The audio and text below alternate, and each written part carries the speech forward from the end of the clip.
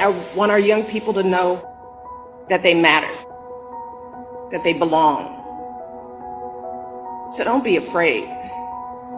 Do you hear me? Young people, don't be afraid. Be focused. Be determined. Be hopeful. Be empowered. Empower yourselves with a good education.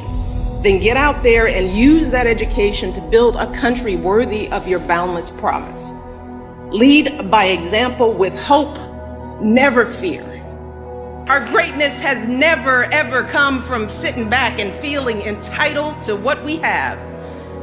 It's never come from folks who climb the ladder of success or who happen to be born near the top and then pull the ladder up after themselves. No, Our greatness has always come from people who expect nothing and take nothing for granted.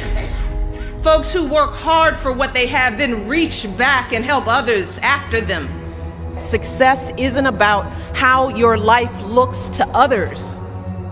It's about how it feels to you. We realize that being successful isn't about being impressive. It's about being inspired. And that's what it means to be your true self. It means looking inside yourself and being honest about what you truly enjoy doing, because graduates, I can promise you that you will never be happy plodding through someone else's idea of success. Success is only meaningful and enjoyable if it feels like your own.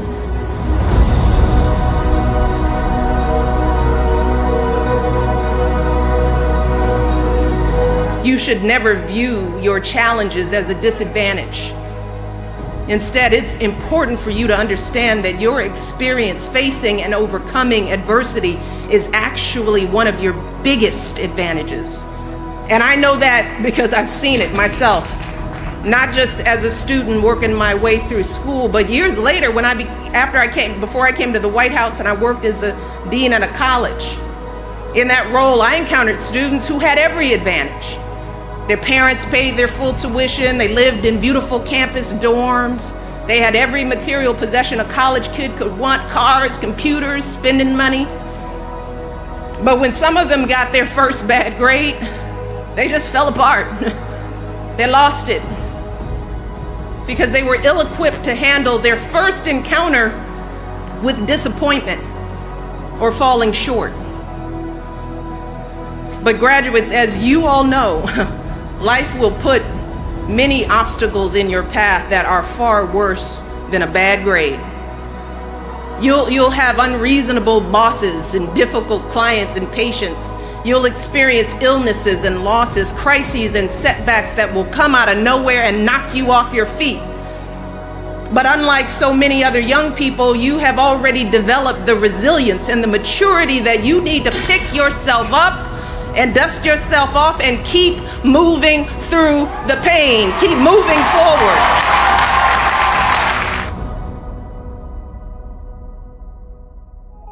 You may be feeling some real anxiety about venturing out into the world beyond these walls.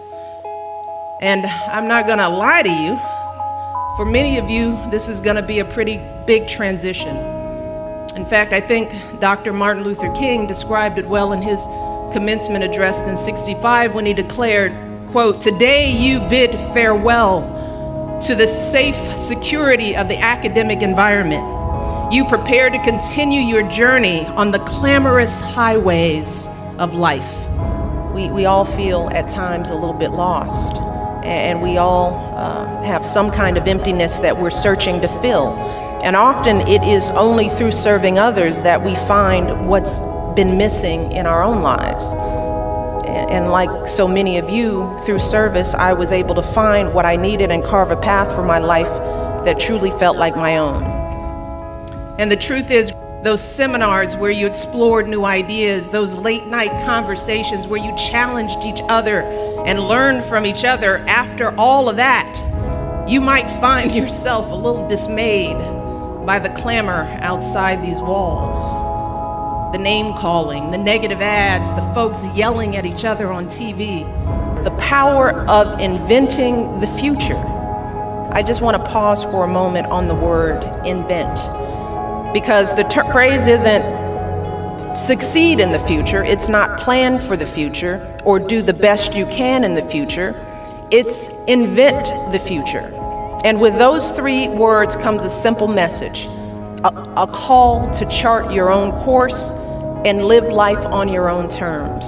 And that's a lesson that I first learned back when I was a teenager. And some of you may have grown up like I did in neighborhoods where kids had very few of them had the chance to go to college, where being teased for doing well in school was just a fact of life, where well-meaning but misguided folks questioned whether a girl with my background could get into the kinds of colleges I dreamed of attending. After being surrounded by people who are so dedicated to serving others and making the world a better place, you might feel a little discouraged by the polarization and gridlock that too often characterize our politics and civic life. And in the face of all that clamor, you might have an overwhelming instinct to just run the other way as fast as you can.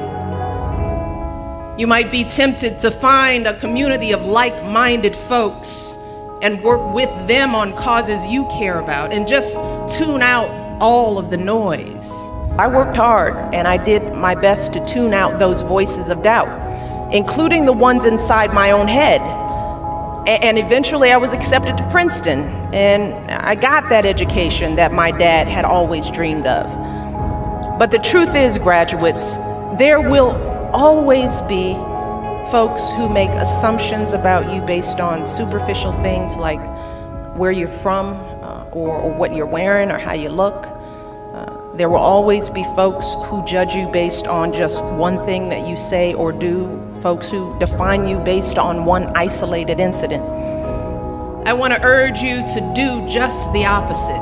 Today, I want to suggest that if you truly wish to carry on the Oberlin legacy of service and social justice, then you need to run to and not away from the noise. Today, I want to urge you to actively seek out the most contentious, polarized, gridlock places you can find. Because so often throughout our history, those have been the places where progress really happens. The places where minds are changed, lives transformed. In the end, people can only define you if you let them. In the end, it's up to each of us to define ourselves. It's up to each of us to invent our own future with the choices we make and the actions we take.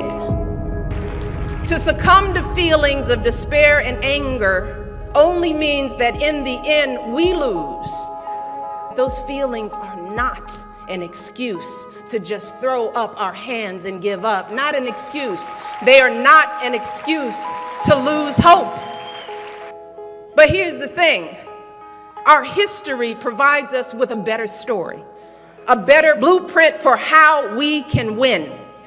It teaches us that when we pull ourselves out of the lowest emotional depths and we channel our frustrations into studying and organizing and banding together, then we can build ourselves and our communities up. We can take on those deep-rooted problems, and together, we can overcome anything that stands in our way. Nothing, and I mean nothing, is going to stop you from fulfilling your dreams. And you deserve every last one of the successes that I know you will have. But I also want to be very clear that with those successes comes a set of obligations to share the lessons you've learned here at this school. The obligation to use the opportunities you've had to help others. That means raising your hand when you get a seat in that board meeting and asking the question, well, whose voices aren't being heard here? What ideas are we missing? It means adding your voice to our national conversation, speaking out for our most cherished values of liberty, opportunity, inclusion, and respect, the values that you've been living here at this school. It means reaching back to help young people who've been left out and left behind, helping them prepare for college, helping them pay for college. So I want you all to go out there, be great, build great lives for yourself, enjoy the liberties that you have in this great country, pursue your own version of happiness, and please, please always do your part to help others do the same.